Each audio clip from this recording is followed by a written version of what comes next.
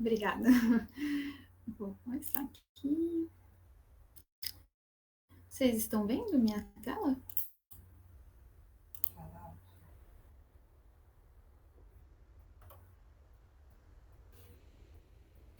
Agora, vocês estão vendo?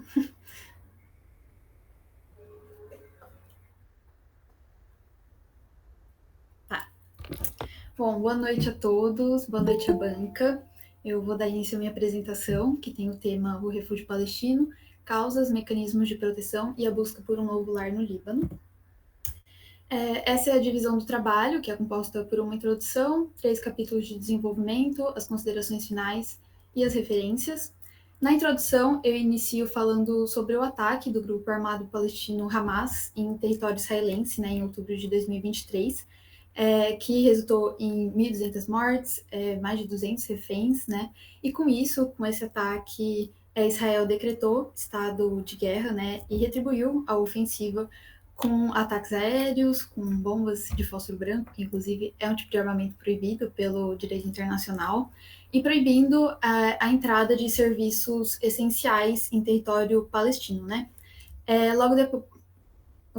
Logo depois eu falo brevemente sobre o movimento sionista e sobre a Nakba, que foi o evento que deu início ao refúgio palestino, com mais de 700 mil refugiados naquele ano, de 1948, que foi o ano da criação do Estado de Israel com a partilha da Palestina.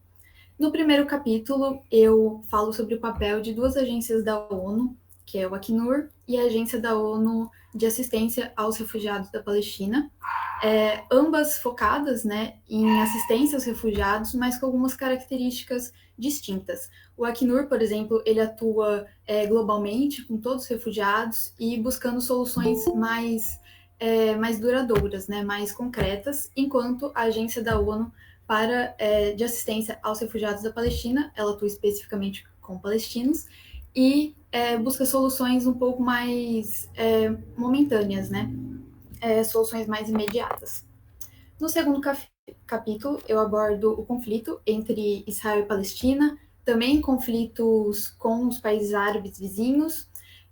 Eu vou falar também sobre o surgimento do Estado de Israel, sobre como teve início essa disputa, sobre alguns acordos e eventos que acontecem ao longo dos anos naquela região.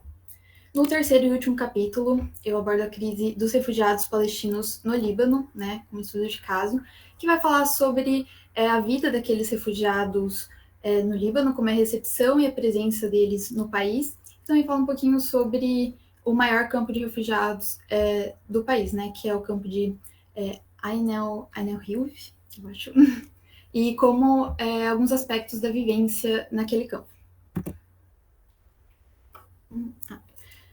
Já falei um pouquinho sobre a introdução, mas a pesquisa ela busca analisar, entender através desses 3 capítulos essa histórica, complexa situação desses refugiados palestinos, examinando as suas causas, os mecanismos de proteção disponíveis para essa população e a situação específica deles no Líbano. Por que eu escolhi esse tema, falando dessa parte um pouquinho mais pessoal, assim? Meu interesse pela temática do refúgio surgiu no primeiro semestre da minha graduação, durante as aulas de introdução às relações internacionais com a professora Débora. Desde então, eu participei da cátedra, eu fiz a minha iniciação científica também sobre o tema do refúgio, também sobre orientação do professor Hermes. Então, foi um tema que sempre esteve muito presente nessa minha trajetória. Também, enquanto eu ainda estava na escola, meu professor de história passou um documentário chamado Promessas de um Novo Mundo, que ele retrata o conflito Israel e Palestina na visão de crianças, O documentário ele vai acompanhar essas crianças ao longo dos anos, mostrando as visões delas sobre o conflito, as realidades dessas crianças, e foi um documentário que eu gostei muito, assim, na época que eu assisti.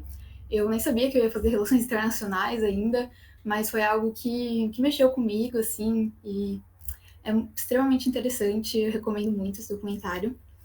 E também o ataque em outubro de 2023, ele reacendeu algumas tensões, levou a ser um assunto não só sobre o ataque, mas sobre o conflito no geral, a ser muito comentado no mundo todo. Isso acabou coincidindo com a época que eu estava para escolher o meu TCC. Então, eu acho que juntando todos esses fatores, né, eu cheguei no meu tema. A metodologia foi utilizada uma abordagem qualitativa, né, fundamentada na análise de documentos e de fontes secundárias, né, como artigos acadêmicos, sites oficiais da ONU, especialmente do Acnur e da Agência da ONU de Assistência aos Palestinos, relatórios também dessas organizações, teses, dissertações de graduação e pós-graduação, e sites de notícias, né, justamente por ser um tema que está em constante atualização, foi bem necessário ficar acompanhando as notícias. As minhas dificuldades encontradas, eu tive um pouco de dificuldade no meu primeiro capítulo, alguns momentos de estagnação na escrita. Foi o meu menor capítulo, o mais curto do trabalho, mas mesmo assim foi o que eu levei mais tempo para escrever. Eu acho que isso está bem ligado com o meu segundo tópico de ansiedade e perfeccionismo. Eu às vezes demorava muito para achar alguma informação que eu queria, quando achava, sentia que não estava bom o suficiente, que não estava interessante o suficiente, e me via muitas vezes voltando, né, no capítulo para reescrever, para alterar algumas coisas, e acho que ao longo do trabalho eu fui ganhando um pouco mais de confiança na escrita, fui gostando mais do que eu estava escrevendo, né, fui deixando esse perfeccionismo um pouco de lado, que embora, né, bom, ele pode gerar alguns momentos de autocobrança, enfim, e dificultando o meu progresso na escrita. Contribuições acadêmicas e profissionais, né? O trabalho, ele ajuda a compreender uma das questões humanitárias mais desafiadoras do Oriente Médio, né? Por meio de uma análise mais aprofundada, buscando trazer clareza sobre esse deslocamento, tanto em um contexto histórico quanto nas realidades atuais enfrentadas por essa população. E ao analisar os mecanismos de ajuda existentes, refletir sobre a relação entre o governo libanês e os refugiados, se abre espaço para discutir como se pode melhorar a proteção, a integração dessa população, né? E contribuir diretamente para ações que podem gerar mudanças reais, né? Bom, concluindo, as raízes do refúgio palestino, elas remontam à criação do Estado de Israel em 1948 e aos conflitos que forçaram a expulsão de milhares de palestinos das suas terras, né? Esse deslocamento forçado ele resultou em uma crise humanitária de proporções imensas, assim, que continua a afetar gerações de palestinos espalhados por diversos países, né? Especialmente no Oriente Médio. E as causas desse refúgio elas são multifacetadas, não só questões políticas, questões territoriais, mas também questões culturais e religiosas, né? O que isso acaba tornando difícil encontrar uma solução que seja aceita por todas as partes envolvidas. E as organizações internacionais elas desempenham um papel crucial nesse contexto, mas os seus esforços por si só eles não são suficientes para resolver o problema de forma definitiva, né? A Agência da ONU de Assistência aos Refugiados da Palestina, embora ela seja crucial, né, para o bem-estar imediato dos refugiados, ela não busca e não tem poder de mudar as condições políticas que geraram, né, e perpetuam esse deslocamento forçado. No Líbano, onde uma grande população de refugiados palestinos vive, a situação ela é bem delicada, né? Principalmente devido à sua limitação de direitos, né, como o direito ao trabalho, por exemplo, além de viver em condições precárias nos campos de refugiados. E esse cenário ele acaba sendo agravado por tensões políticas internas, né, que acabam dificultando uma solução mais ampla, mais sustentável para os refugiados, né, mantendo eles em uma condição de vulnerabilidade, uma condição de marginalização. Bom, é isso. Obrigada.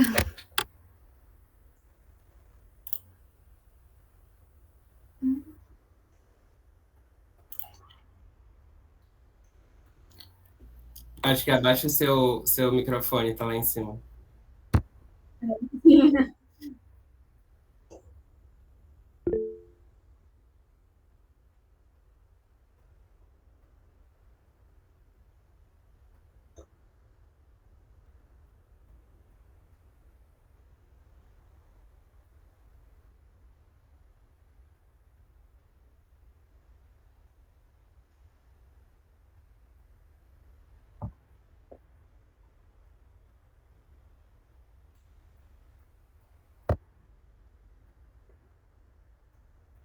Humanitária, não. Eu diria que João Hiro vai trazer essa voz. Eu trabalho com direitos humanos. Isso, de direitos humanos. Bom, acho que se eu falar muito também, não sei se fica à vontade para me parar. Acho que primeiro agradecer a Sofia e Hermes pelo convite e dizer que, Sofia, a pior parte já passou, né? Como eu acho que é isso, assim, esse momento das apresentações sempre é muito tenso, acho que não tem como não ser, mas acho que, assim, sua parte você já fez e tá entregue, sabe? Vai ser ótima a nossa conversa e de minha parte, tenho certeza que do João também, que é meu contemporâneo e amigo da época de graduação, acho que todas as nossas considerações aqui são para pensar o trabalho com você e nada, né, que seja um grande problema, insolúvel, inclusive porque eu acho que algumas das questões que eu vou trazer na minha fala, você apresentou na apresentação. Então, é mais uma questão de organização textual do que falta de conteúdo, de que você não sabe, ou enfim. E eu acho que também, assim, no momento em que eu te fizer uma pergunta que você acha que de pronto não tem resposta, acho que, enfim, fique à vontade para dizer que não tem resposta agora, porque eu acho que essa construção pós-conversa sobre o texto é normal e está tudo bem. Assim, eu vou devagar agora, tem um livro do Howard Becker, que é Truques da Escrita, que ele fala que o texto é uma colcha de retalhos. E aí, sempre quando eu estou muito nervosa com o texto, eu tento pensar assim.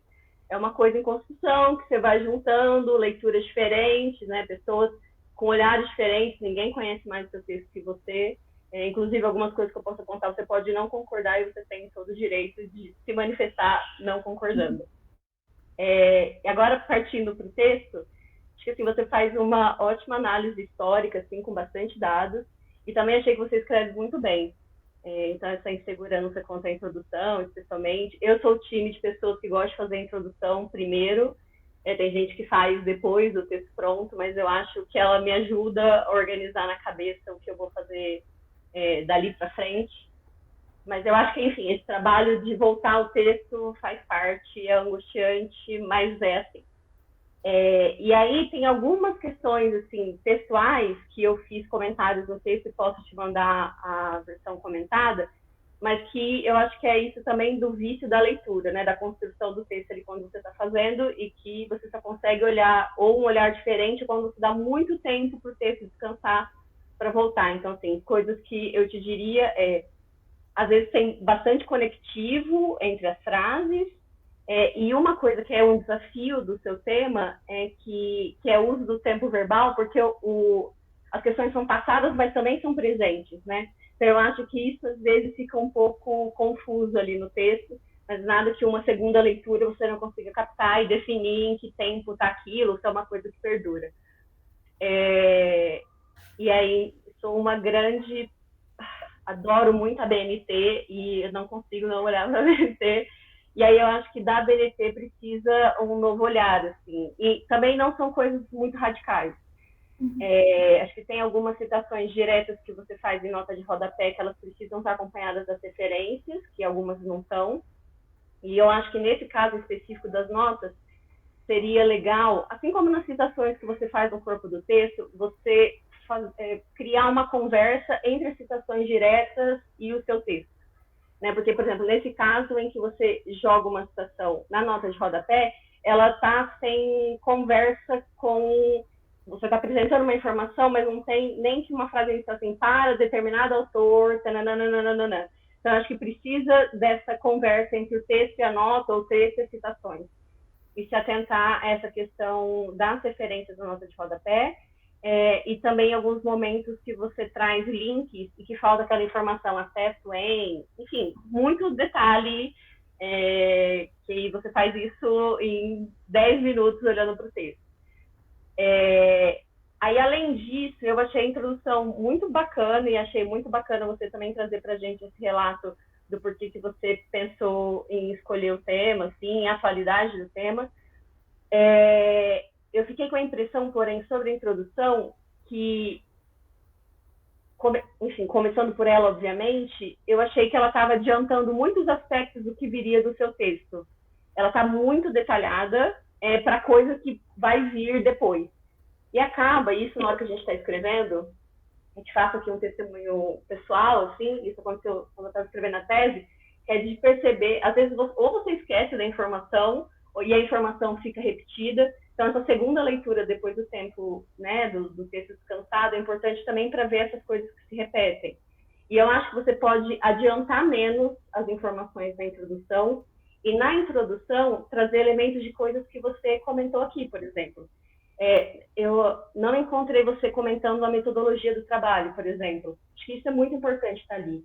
As questões como aqueles pontinhos da aula de metodologia, mesmo que pontual, assim, meu objetivo geral minha pergunta sabe, sim, que eu acho que isso ajuda você a organizar o texto, o seu pensamento, mas também o leitor a identificar exatamente o que você quer analisar, o que você quer olhar.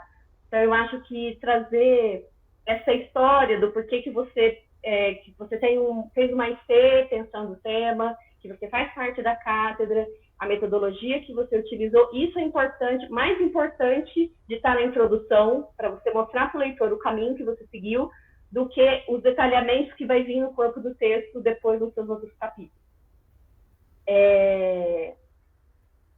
Aí, além disso, sobre a estrutura do texto, aqui eu estou pensando mais em questões gerais, assim.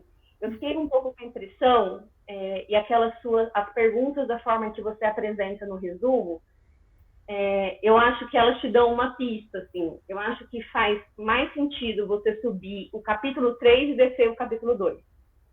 Porque ali você explica o contexto e por que as agências são criadas, né? A dimensão do conflito. Porque a primeira, você traz as informações sobre o conflito um pouco na introdução e depois já traz a criação das agências. E depois você volta para falar sobre as origens do conflito. Então, eu fiquei um pouco essa impressão de que as origens devem anteceder o trabalho, a criação das agências. Que aí você também precisa, sabe, na escrita, ficar resgatando. Foi algo que eu... desculpa, te interromper. Não, pode falar, por favor. Durante a minha escrita, né, eu pensei nisso também, em talvez colocar o segundo capítulo, né, sobre o conflito, antes do primeiro capítulo, que é sobre as agências da ONU. Foi algo que eu considerei, assim, mas fiquei meio na dúvida e acabei deixando daquele jeito, mas... eu acho que fica... acho que se você conseguir trocar, acho que ele dá mais harmonia, sabe? Eu acho que aquela forma em que você apresenta no seu resumo, essa coisa de trazer as perguntas que você quer pensar no texto, trazer aquilo para a introdução, a partir de meu objetivo geral, meu objetivo específico, trazer metodologia, e trabalhar os capítulos pensando a partir dessas perguntas, eu acho que ajuda muito você e o leitor que está fazendo a leitura do texto, assim, eu acho que fica bem legal. Além disso, aí acho que tem uma questões de forma, assim, no sumário, que a introdução acho que está numerada, e aí não é para ela não é para ser numerada, e as considerações finais também. Então, você tem 3 capítulos, na verdade, né? Então, acho que rever isso no sumário. E como você tem figuras no texto, eu acho que é legal, não sei, eu apoio lista de figuras no começo do trabalho, assim, da pessoa ter a dimensão de que vai ter figuras no conteúdo do texto, assim. Acho que ajuda você a organizar o trabalho também, fica legal. Mas isso são questões, obviamente, que você avalia se faz sentido, se você acha legal, tá, no seu trabalho. E aí, o capítulo 3, eu achei que ele tem bastante informação e que te ajudaria escrevê-lo ou reorganizá-lo, a partir da nossa conversa aqui, criando sessões. Porque isso também evita, às vezes, a necessidade de ficar resgatando informação que foi dita em cima, e aí também facilita o leitor fazer essa leitura do texto. Acho que essas são as questões mais gerais. Assim. E aí tem questões mais específicas, que daí eu acho que tem a ver com conteúdo, algumas têm a ver com forma, que eu acho que você precisa olhar. O Hermes, quando me fez o convite, ele falou, não vem, porque eu não trabalho com refugiados, meu tema de pesquisa é outro, apesar de ser direitos humanos. Então, ele falou, nem vale falar que você não trabalha com refugiados, porque ele queria um olhar de uma pessoa que trabalhasse com direitos humanos, mas não especificamente com refugiados, para ir nessa conversa também. O João vai fazer a outra parte, que é a parte dos refugiados.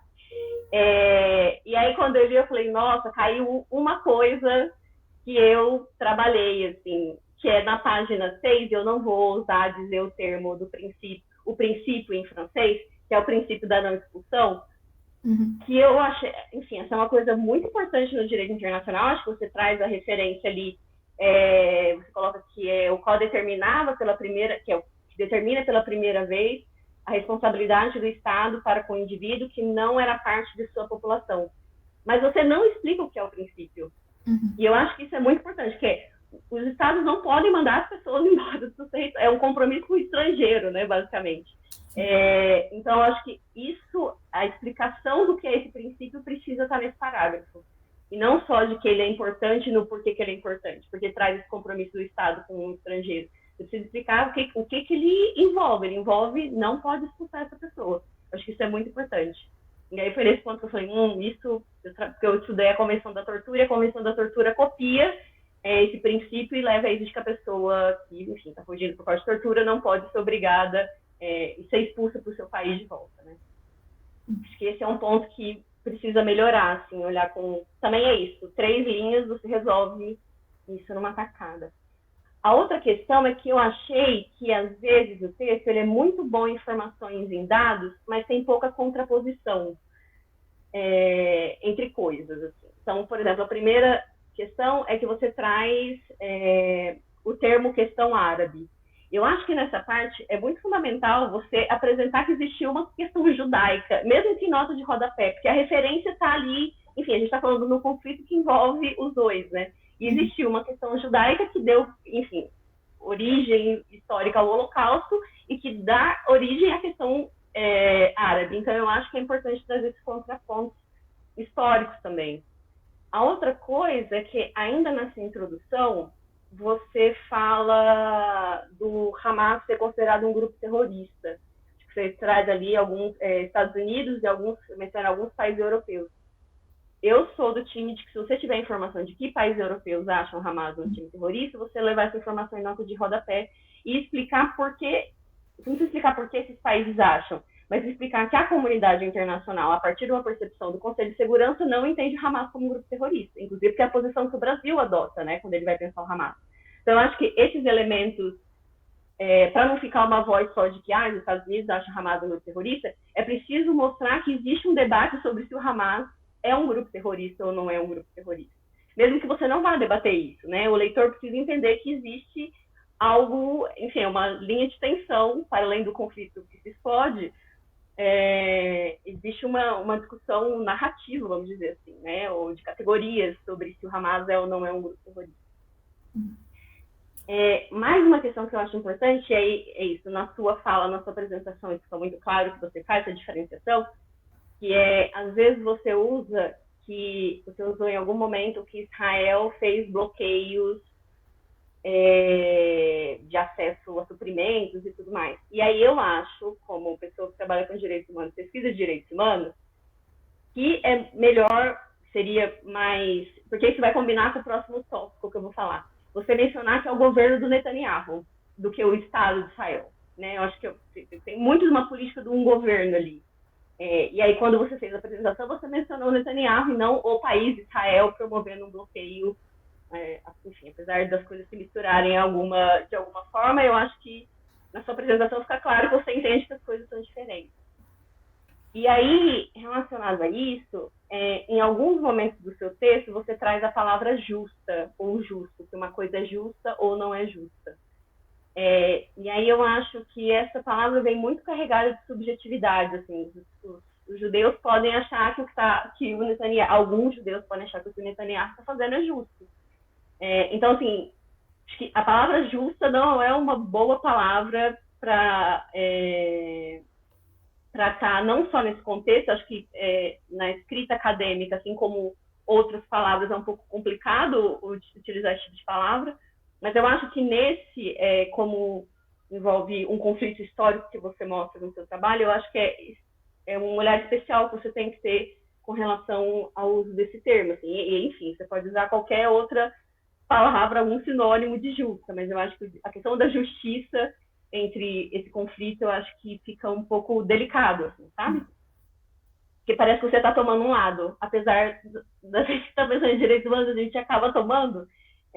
mas eu acho que o texto tem que tentar ser imparcial, né, na medida do possível. Acho que quando você coloca que é o governo do Netanyahu que promove o genocídio palestino, você não está sendo imparcial. Mas, assim, você está diferenciando o que é o Estado de Israel, o país Israel, do seu governo que está promovendo o genocídio, né? Agora, quando você usa... Enfim, você entende que as coisas ficam delicadas.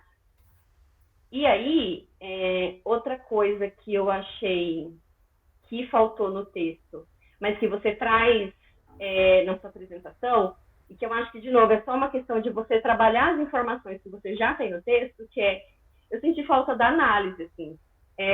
Você fala, a sua primeira pergunta é quais as causas que levaram esse fenômeno a ser uma das mais persistentes e implicadas histórias de refúgio.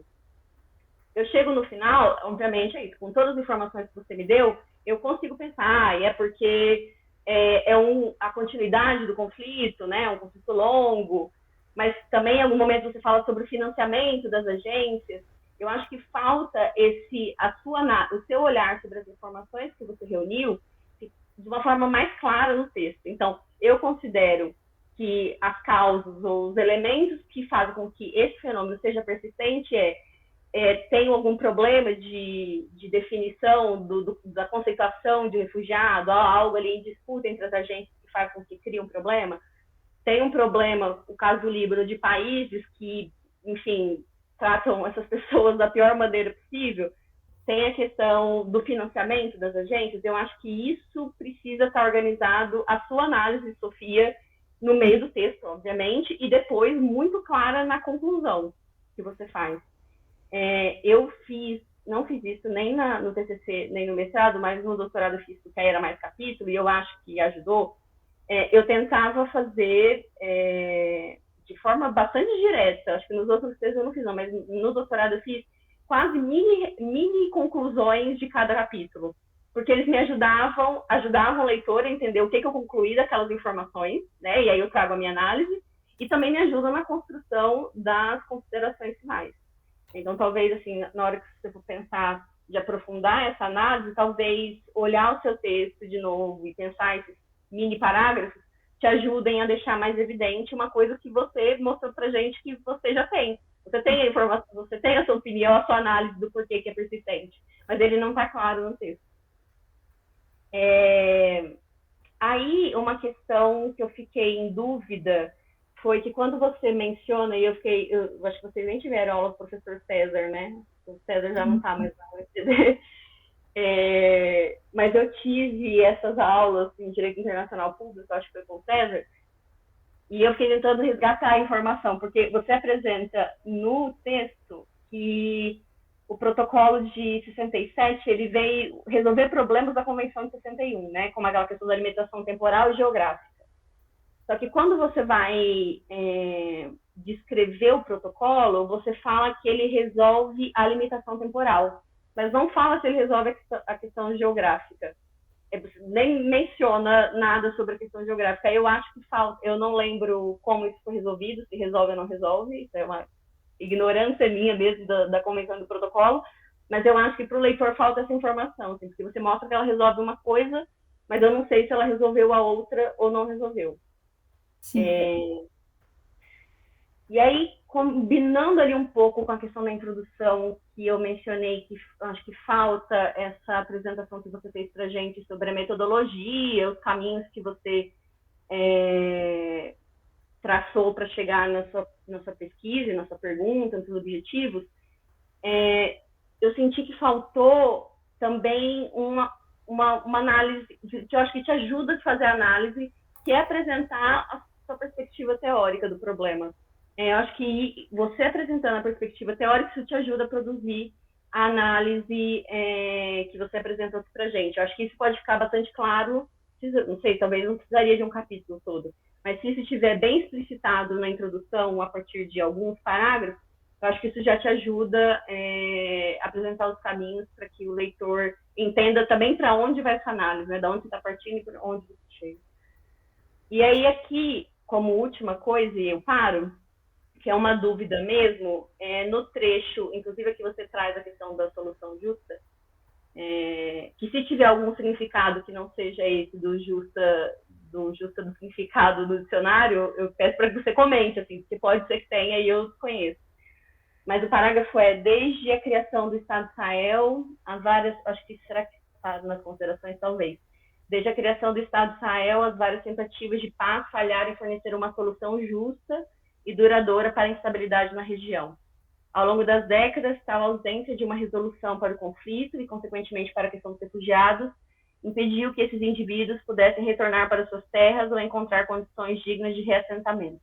E aí eu fiquei com uma dúvida mesmo de você, como especialista no tema, pode me ajudar a pensar, e aí talvez isso fique, você pode aumentar uma frase que ajude uma pessoa leiga no tema a entender, que é quando você menciona o mandato, quando você vai fazer a diferenciação entre as agências, entre a Acnur e a agência para os palestinos, você fala que tem um trecho que você coloca que é: o mandato da Acnur indica que os refugiados devem ter a possibilidade de optar livremente entre aquelas 3 opções, mas que nenhuma dessas opções é viável para os refugiados palestinos. E aí eu fiquei me perguntando se nenhuma das 3 opções, que é a integração local, reassentamento em terceiros países ou retorno ao seu país de origem, não são viáveis para os refugiados palestinos, por que ali, quando você vai concluir, você coloca o que pareceria ser uma solução justa, o retorno dessas pessoas às suas terras? E aí eu fiquei um pouco em dúvida do que você estava querendo dizer ali. Sim.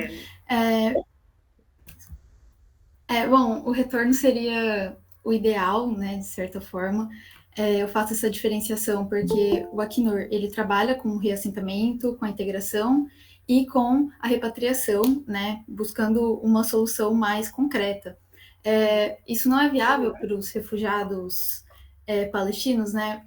Por exemplo, a agência da ONU que trabalha só com os refugiados palestinos, o seu mandato ele se concentra mais em soluções imediatas e de emergência, porque como o status político dos palestinos ele é mais complexo e não tem uma solução política definitiva para a sua situação, essa agência ela se concentra mais em garantir assistência básica, né? Por exemplo, a volta para a Palestina, às vezes, ela não é viável. Eu acredito que por parte de Israel e os palestinos mesmos, eles muitas vezes não querem por eles quererem voltar para sua terra, eles não querem às vezes uma integração local ou uma repatriação não, um reassentamento para outro país, sabe? Uhum.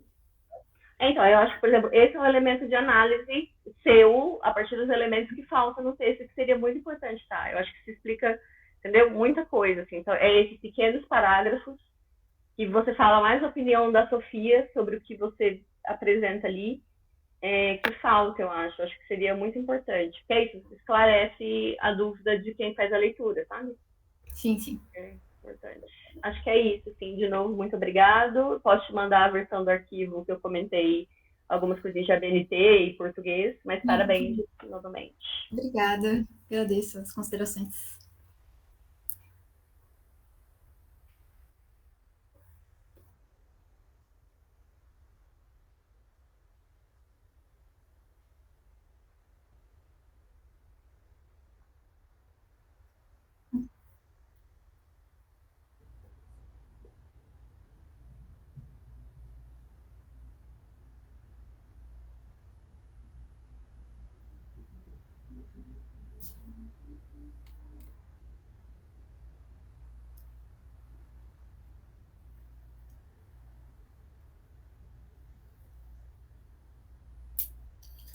É isso daí.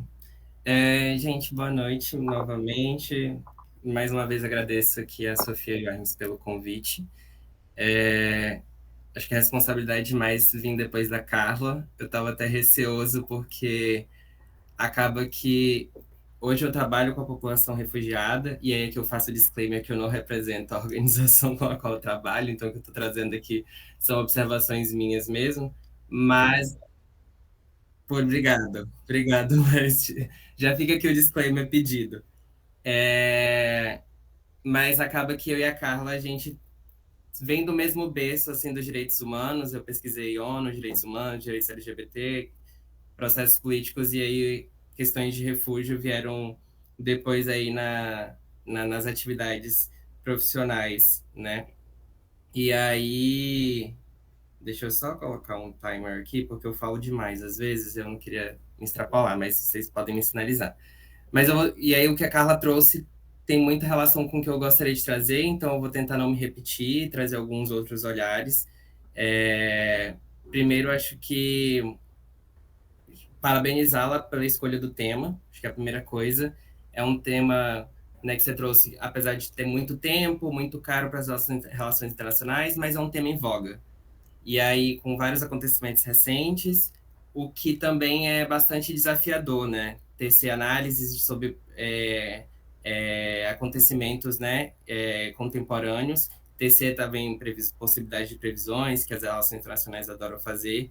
Então, realmente é desafiador, mas eu parabenizo. E eu até fiz um exercício, eu falei assim, gente, eu não lembro muito de ter esse tema no curso de Relações Internacionais da UFGD. Eu dei até uma buscada no repositório, e a gente quase não tem esse tema também dentro do curso de Relações Internacionais, então acredito que você também traz uma contribuição aí para o curso. E aí foi algo que eu confesso que eu fiquei curioso, e talvez acho que é bastante interessante, você trouxe um pouco isso na sua apresentação, como o seu trabalho se insere no campo, né? Existe, né? É um tema bastante estudado no Brasil, pouco estudado, escasso. Eu vi que muitas referências, né, estão ali, eram TCCs, tinham algumas outras referências, né, de doutorado, mas como é que é esse tema trabalhado nas relações internacionais? Para a gente entender em que campo você está se inserindo, e aí traz ainda mais a relevância, né, do seu trabalho. Para além disso, acho que eu faço coro ao que a Carla trouxe. Você escreve muito bem, é uma Obrigada. escrita clara e é uma escrita fluida. E parece coisa boba, assim, mas não é. Acho que a gente já escreve há um bom tempo, escrever é um parto. Quando você está escrevendo temas complexos, com idas e vindas e questões históricas, etc., é muito mais difícil ainda você trazer para o leitor de forma clara, e seu texto ele corre realmente de forma clara. Tem um ponto ou outro ali que está meio truncado, que precisa ser revisado, mas faz parte, é um TCC com 45 páginas, não tem como a Carla falou, depois de um tempo a leitura vicia e para a gente faz totalmente sentido. Eu lembro das minhas revisões de mestrado e TCC, que às vezes, sei lá, da TCC que o Matheus, que foi o meu orientador, e da Carla, por isso que eu falo que a gente veio do mesmo berço, ele falava o que você queria dizer com isso, nem eu sabia o que eu queria dizer com aquilo, porque eu não sabia mais o que eu tinha escrito. Então, assim, faz parte do processo da escrita, por isso que ela é gostosa, mas por isso que ela também é desafiadora. Então, acho que eu parabenizo. E é o que a gente espera, né, de alguém que está ali terminando a graduação, que minimamente, mesmo que ela não tenha ambições acadêmicas, que minimamente ela saiba escrever, porque isso no mundo do trabalho em si é extremamente valioso, né, para além da capacidade analítica. E aí, falando dessa coisa de trabalhar com temas que estão, né, ocorrendo, eu faria a primeira sugestão, que é fazer uma delimitação temporal, porque por vezes o texto ele faz alguma menção a acontecimentos, né, deste ano, tem muita coisa ocorrendo, tem coisa muito relevante que ocorreu esse ano e às vezes não é mencionada no texto, mas para o leitor, quando ele for ver, olha, o trabalho dela foi publicado e defendido em 2024, mas ela olhou até quando, né, para a gente, porque, por exemplo, no início do ano a gente tem Israel denunciando, dizendo que a UNRWA, se eu não errei a sigla, os funcionários da agência estavam envolvidos no ataque terrorista, né, que eles entendem como terrorista. Então, assim, várias questões geopolíticas ali envolvidas que são bastante relevantes, e às vezes a gente fazendo essa delimitação temporal já nos sana, né, vários problemas. Eu acho que seu trabalho ele também agrega, porque ele quebra uma narrativa comumente trazida de um modo geral, quando a gente está trabalhando com refugiados, mas no contexto palestinos também, que é que países ricos, eles têm os maiores custos ou os ônus dos deslocamentos forçados, né? Mas quando a gente vai ver os dados, a gente vê que os países subdesenvolvidos que mais recebem as pessoas refugiadas, e no contexto dos palestinos, né, ali nos países circunvizinhos, que acabam também recebendo os palestinos, e então quebra um pouco dessa narrativa, a Europa está recebendo muitos refugiados, e na verdade não é bem assim quando a gente vai olhar os dados. Então acho que é uma quebra de narrativa bastante interessante, e coloca também luz ali no papel da Liga dos Países Árabes, né, na manutenção ou sustentação do povo palestino, né, que acaba acolhendo ali aquela população ao longo do tempo, né? Então, eles têm um papel bastante importante. Outra coisa interessante que a Carla, né, mencionou, que é o recurso das imagens, e aí eu acho que vou destacar aqui o mapa que você trouxe, que ele é bem legal, porque nem todo mundo tem um conhecimento.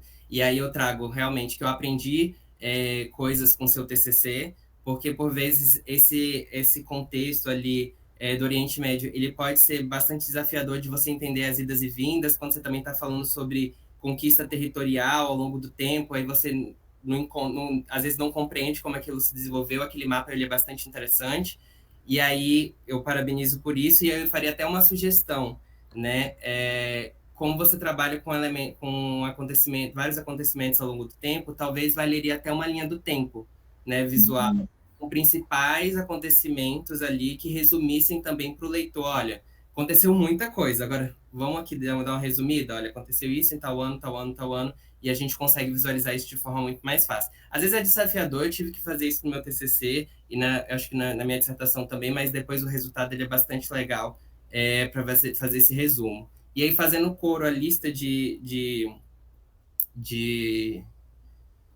figuras que a Carla falou, eu faço também coro para a lista de siglas. Às vezes a gente trabalha com muita sigla e eu sou muito a favor da lista de siglas, assim. Eu acho que vai te parecer um preciosismo, mas é algo muito, muito interessante da gente ter enquanto referência no texto. Você ia falar alguma coisa?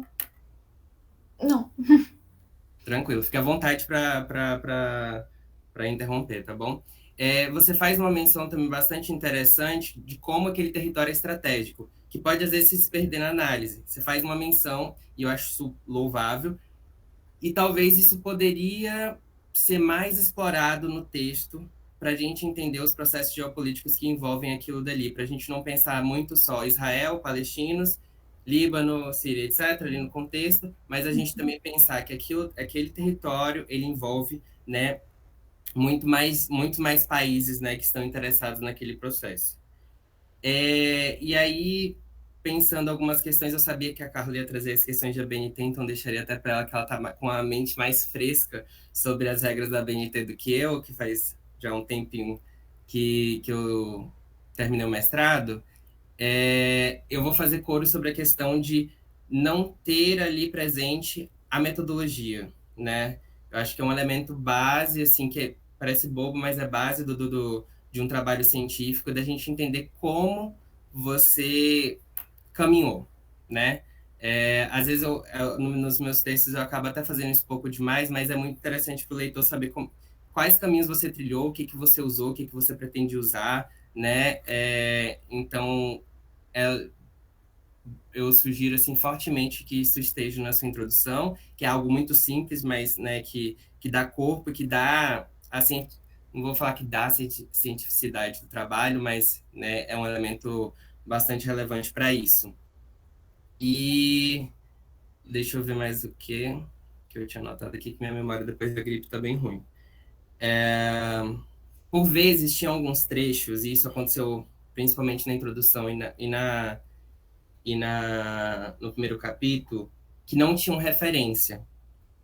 E aí, essa às vezes é uma falha que acontece até com pessoas que têm muito tempo já de escrita, porque toma-se que a informação ela é dada.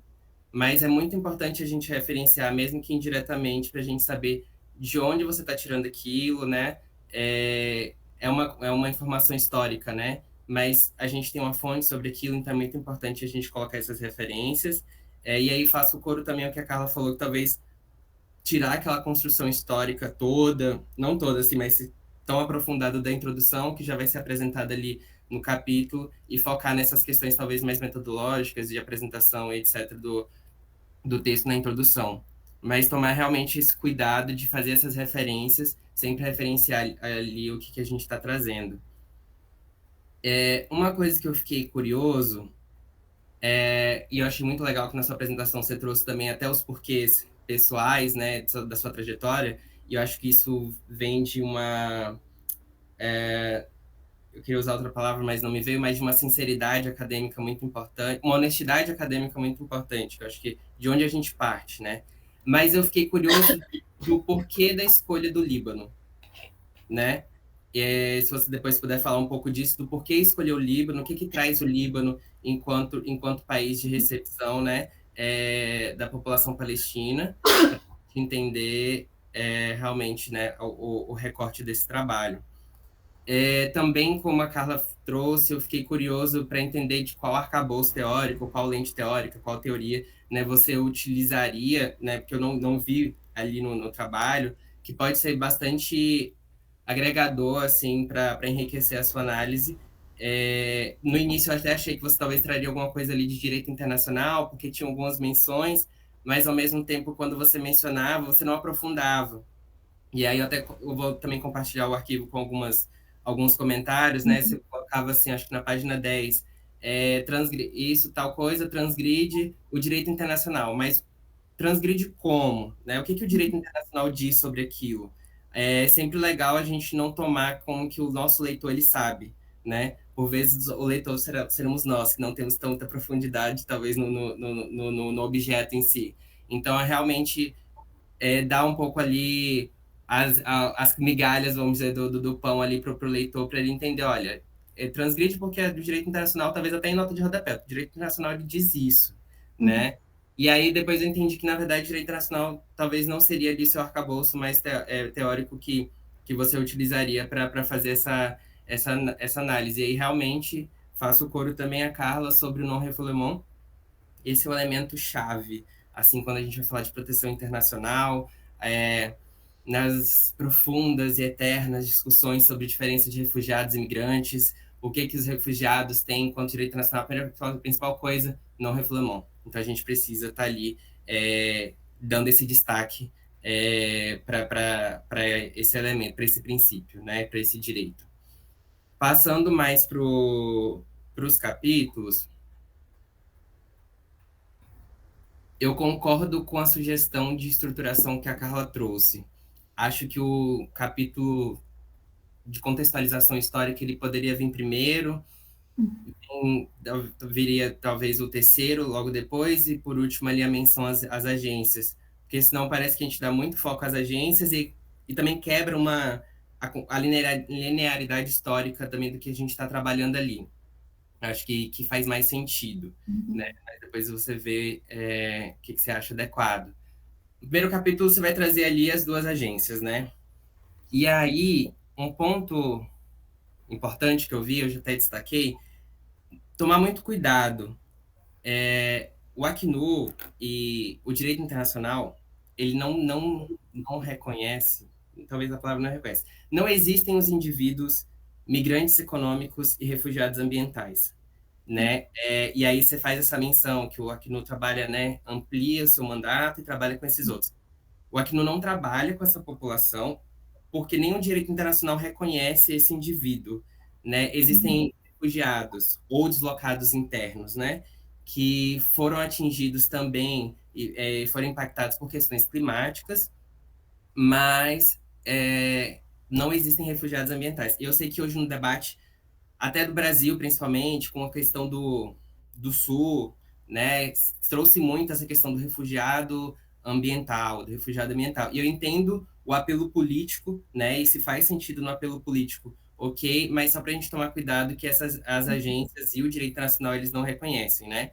E, quiçá, reconhecer migrante, enquanto nesse contexto de refugiado. Acho que tem um debate aí, você, né, está na cátedra, deve ter acompanhado aí esse debate sobre refugiados e imigrantes, que eu não me delongo por aqui. E eu vi que até a própria referência que você trouxe, ele traz essa diferenciação, então você pode até pegar ali na referência que você trouxe naquele trecho para revisar isso e para fazer essa correção. Eu confesso que eu fiquei curioso de entender o porquê colocar o Acnur no texto e dar o espaço que se tem para o Acnur. Por quê? Em linhas gerais, quem principalmente trabalha com refugiados palestinos é o NRWA. E aí o Acnur não tem mandato para trabalhar com essa população nos espaços que a UNRWA trabalha. né? Mesmo até no Líbano. O Acnur está no Líbano, mas ele não vai trabalhar com refugiados imigrantes, refugiados palestinos. O Acnur pode trabalhar, sei lá, Brasil, chegou um refugiado palestino aqui, ele vai fazer a recepção dessa população. Mas, de modo geral, não é um mandato do Acnur, né? Não está ali no seio da atuação do Acnur. Então, eu confesso que eu fiquei curioso de entender a presença dele ali, porque realmente a UNRWA ela tem um papel até um tanto diferenciado do Acnur, que a UNRWA chega a dizer que ele é quase um Estado, mas não é um Estado, porque ele tem uma manutenção de serviços muito específicas, né? Mas ela que realmente está ali para a população, para os refugiados palestinos e não a Acnur, né? E nesse contexto, eu acho que valeria um olhar crítico, assim, quando se faz a diferenciação, e a Carla até trouxe, acho que o trecho que a UNRWA fala, né, do porquê, né, tem a UNRWA, porque as opções que o Acnur oferece de solução, elas não são possíveis para os palestinos. Mas se a gente for pensar, muitos deslocamentos forçados, a opção de retorno para o país ou de resettlement, de reassentamento, é, e não são opções possíveis. E aí a integração local realmente é a única opção que tem ali. Então, talvez ter esse olhar, e não sei se você talvez tenha uma opinião sobre isso, tudo bem não ter, mas talvez ter esse olhar de é realmente por causa disso, né? Existem correntes que vão dizer que a UNRWA ela surge porque a ONU não queria reconhecer refugiados sobre o conceito, sobre a guarda do Acnur, porque também poderia ser um reconhecimento de que a ONU gerou, produziu refugiados a partir da construção do Estado de Israel. Outras vão dizer que quando a NRWA foi criada, não tinha-se ainda o protocolo de 67, que supera aquela delimitação de espaço e de tempo, né? Da questão geográfica e também da questão do tempo, que o conceito de refugiado até então, com a Convenção de 51, ela tinha de limitação. Então, acho que talvez valha até esse olhar um pouco mais crítico, né, sobre a diferenciação e sobre a existência dessas duas agências, porque se a gente for pensar, existem outros conflitos também longevos, como a questão da Síria, que acho que está em 14º ano já de conflito. Então, assim, realmente, talvez, às vezes, a gente ter esse olhar um pouco mais crítico, mesmo que a agência da ONU vai dizer uma coisa, mas talvez o contexto, né, geopolítico ele pode te ofertar outras questões. Também tomar cuidado, porque o texto ele traz até uma linearidade de que as opções de solução do Acnur, se o Acnur não eu não lembro qual era a ordem, mas era meio que se a pessoa não pode retornar ao país de origem, ela pode tentar tal coisa, depois tal outra coisa. Essas soluções elas não são apresentadas de forma linear e nem sempre elas estão disponíveis para que o refugiado ele escolha de forma livre, né? Porque como eu falei, tem lugares, né, o Brasil não tem atualmente não tem reassentamento, né? E por vezes a pessoa não tem como retornar para o país de origem, né? Então, também tomar com esse cuidado só com essa ideia de linearidade. Indo para o segundo capítulo, o texto ele faz essa construção, né, histórica, traz o sionismo, etc. Mas eu confesso que eu senti falta um pouco da perspectiva da Palestina, sobre até o que você traz de mito fundacional, né? Tem um parágrafo que menciona rapidamente, mas tá, mas e para os palestinos, qual é a visão sobre esse processo, né? E aí me traz também o que a Carla falou, às vezes não tem muito presente o contraditório. Me parece que a historiografia e a construção, sei lá, a academia, ela tem uma construção homogênea disso tudo, né, da história desses conflitos. Realmente é assim? Ou a gente tem, né, algumas abordagens, né, diferentes? Eu acho que se tivermos, eu acho que é interessante trazer. De todo modo, acho que a construção ela ficou bem legal, bem clara. Acho que isso aqui eu já mencionei, né? E eu tinha notado que a Carla falou sobre amarrar o final dos capítulos. Principalmente depois que a gente constrói algo muito longo, um raciocínio muito longo, que é a construção historiográfica desses acontecimentos, quando chega ao final, o leitor, por vezes, ele pode perder a sua linha de raciocínio. Você está estudando aquilo há muito tempo, mas o leitor está lendo ali pela primeira vez. Então, ter esse final é o momento chave de você amarrar. E aí é o momento de você trazer análise, que é o que a Carla trouxe, que eu faço coro, que eu senti falta de você ali, que você trouxe na sua apresentação. Na hora que você trouxe na sua apresentação, eu falei, mas isso não estava no texto. E aí, às vezes, quando a gente está escrevendo TCC, a gente tem muito receio de falar, né? Porque a gente tem medo de dar opinião sobre qualquer coisa. Eu lembro muito da minha experiência. Mas é um momento também de você ter a liberdade de você pontuar diferentes questões ali. Então, pode pegar, aproveitar esse final do capítulo para fazer essa análise, para fazer esse fechamento e para fazer as conexões que você fez. Olha, por conta disso daqui, por conta de uma questão política, etc., conforma-se disso, né? E aí eu acho que é o momento que a sua voz brilha, pode brilhar ali dentro do texto e trazer realmente aquilo que você está se propondo, que é a análise. E aí até de propor, eu acho que eu coloquei isso na marcação, mas acho que na introdução você menciona que o segundo capítulo vai mostrar as consequências tanto para os palestinos quanto para a Europa, se eu não me engano. E aí no texto realmente não traz sobre a Europa, talvez só rever esse objetivo, essa questão dos impactos dessa série histórica para a Europa, porque isso não é muito trazido no texto. Indo para o último capítulo, eu acho que ele é o capítulo mais rico e mais, vou dizer bem baiano, assim, mais massa do TCC. Assim, é o capítulo que você vai trazer conflito, você vai trazer contexto do Líbano, e aí eu aprendi bastante, porque sempre é um caos, você pensar palestinos adentrando o Líbano, que tem questões internas, cristãos, muçulmanos, etc., como é que isso, e é um processo de refúgio que impacta profundamente, né, as questões políticas do país, aí entra um conflito com Israel, e aí hoje o que a gente está vendo? E aí que eu acho que a delimitação temporal pode ser importante, porque na hora que eu fui ver você falando do Líbano, eu senti falta de, cara, Líbano recebeu refugiados sírios. Hoje, Líbano está numa situação de ataques que os próprios libaneses estão saindo do Líbano, sírios que já tinham fugido da Síria estão fugindo também, e aí você tem outros processos de deslocamentos forçados, assim, sendo exacerbados pela questão da Palestina, que inicialmente era da Palestina.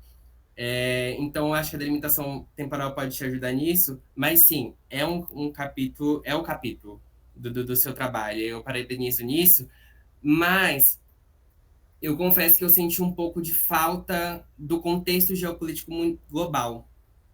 Às vezes, parece que não há interferência e não há presença de outros países, Estados Unidos, Europa, etc., ou até a própria ONU, assim. A ONU ela acaba sendo muito apresentada como quase como essa agência técnica que emite resoluções.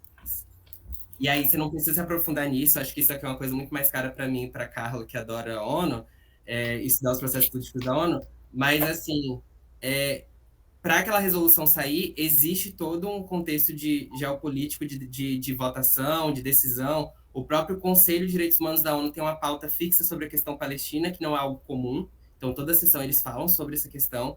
Então, é algo muito caro dentro da ONU que não é homogêneo. E eu acho que isso já mostra um pouco como a geopolítica global, né, como os países, né, eles se posicionam dentro desse conflito. Como até a Carla falou, nem todo mundo vai olhar de forma entendendo que esse grupo é terrorista. Então, existe ali interferências, existem posicionamentos, né? Às vezes há uma menção ou outra dos Estados Unidos, mas eu acho que parece que está num vácuo, assim. E aí a política internacional, ela tem uma atuação muito, muito importante nesse conflito. Eu estou terminando. Na página 33, você faz uma menção sobre, e aqui é um preciosismo, mas ao mesmo tempo é uma questão de debate, você fala a segunda onda migratória, né? E aí, se você tem quem é seu arcabouço teórico, eu vou entender que tá ok você falar onda migratória. Dependendo do seu arcabouço teórico, vai ser problemático você falar questões migratórias quando está falando de deslocamentos forçados. Então, acho que é realmente só ficar atento nessas palavras, que são aí debates acadêmicos e fora dos acadêmicos também, para a gente, que existem, né, hoje em dia. E eu confesso que eu senti falta, você acaba mencionando a OLP, mas a OLP ela surge muito do nada, assim, a OLP foi atacada, e depois a OLP foi reconhecida pela ONU como representante da população, da população palestina. Mas eu acho que vale ali uma introdução mais cuidadosa sobre a OLP, fora de uma nota de rodapé, dizendo quem é ela, já que ela é a instituição máxima de representação dos palestinos, ela tem uma relevância, né, nesse processo. Então, acho que vale uma presença dela mais cuidadosa ali. E eu acho que é isso, assim, acho que de modo geral seriam meus pontos, qualquer coisa na conversa a gente vai levantando outras questões. Obrigado. Obrigada. Agradeço todas as considerações. Você vai falar, Hermes? Vai para eu falar? Bom, agradeço todas as considerações, eu fui anotando aqui, eu vou olhar todas com muito cuidado, assim, e também as anotações que vocês vão me enviar, né? Bom, respondendo a sua dúvida sobre por que eu escolhi o Líbano, né? Não foi nada muito específico, assim, eu sabia que eu queria fazer, por sugestão do professor Hermes, né? Um estudo de caso em algum país ali próximo, né, da Palestina. Eu até cheguei a pensar em algum país da Europa, como a Alemanha, mas eu achei que seria mais interessante justamente trazer algo mais ali perto, um país mais vizinho. Não quis trazer a Jordânia, eu sei que se eu não me engano, né, é o país que mais recebe ali refugiados palestinos. Então eu fiquei mais em dúvida entre a Síria e o Líbano. E acabei optando pelo Líbano, também me chamou a atenção a questão da proibição de alguns trabalhos, né? Toda essa, ai, qual que é a palavra? Toda essa proibição, assim, né? Algumas limitações. E eu admito que, como eu tenho descendência libanesa, eu também pende um pouquinho para esse lado, mas isso é só uma questão pessoal. E foi isso. Se eu puder atropelar e comentar um comentário que é sobre a pergunta do João, eu acho que tipo, esse é um elemento, por exemplo, sobre a escolha do Líbano que tem que estar na sua introdução, assim. É muito importante a pessoa saber por que você escolheu entre todas as possibilidades, do porquê que você escolheu o Líbano, sabe? Acho que isso seria muito legal no trabalho e ajudaria o leitor também. Legal. Obrigada.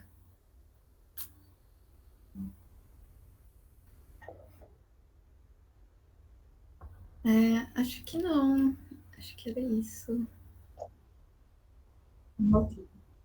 Anotei. Deus.